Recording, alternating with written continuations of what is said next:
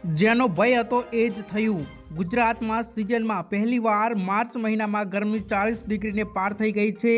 આગાહી મુજબ આગામી દિવસોમાં ગરમીમાં કોઈ પણ રાહત નથી, ઉલટાનું પારો ઓર વધશે। આગામી 2 દિવસમાં ગરમીનો પારો 41 ડિગ્રી પર પહોંચી શકે છે।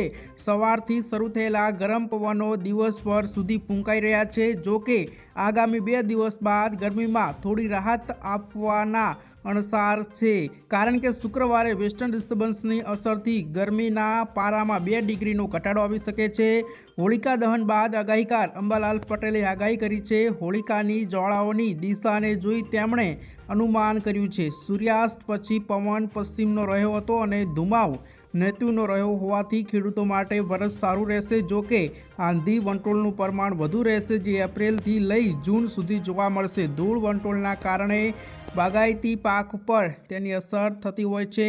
અરબ સાગર અને બંગાળની ખાડીમાં ગરમીની સાનુકૂળતાના કારણે ચક્રવાત સર્જાતા રહેશે। ઓગસ્ટથી લઈ ઓક્ટોબર સુધી વરસાદ રહેશે, વાયુનો પ્રકોપ વધુ રહેશે।